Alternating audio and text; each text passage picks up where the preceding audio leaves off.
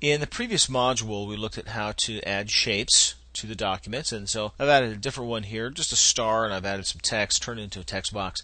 And as I said, just added some text. Now we're going to look at how to manipulate that text box and or the shape in a little more detail here. Once again, if I just make a click somewhere on the shape, the text box tool should load up in your ribbon, and under the text box tool there is a formatting tab, and the format tab shows you all the things you can do with this particular shape. So one of the things you can do is you can grab, just like style galleries for text, there are style galleries for shapes and text boxes, and so you can change your text box styles this way to apply lots of different effects: a drop shadow, a 3D effect, a color fill, changing the font color sometimes, and then of course there's more than meets the eye, so you can do that, you can do that, and so very quickly and very easily you can apply a wide range of changes to a particular shape. You can also be as granular as you want to about this. You can create a shape outline if you want to.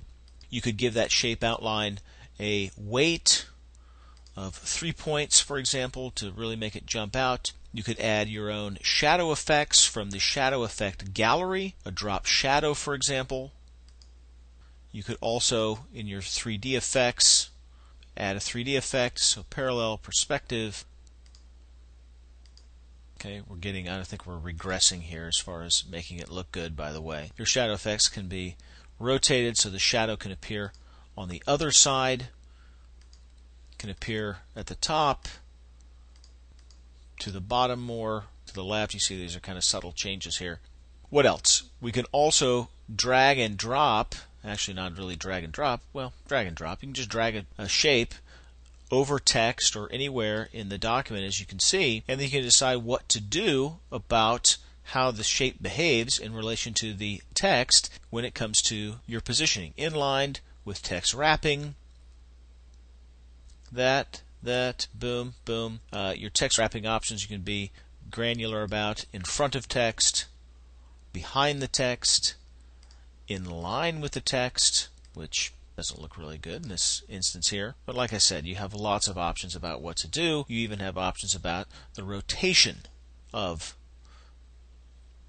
the item. So you can rotate it 90, rotate it left 90 degrees, flip it vertical, flip it horizontal, which doesn't really do anything in this instance here. But again, lots of choices about how you want to manipulate that particular item.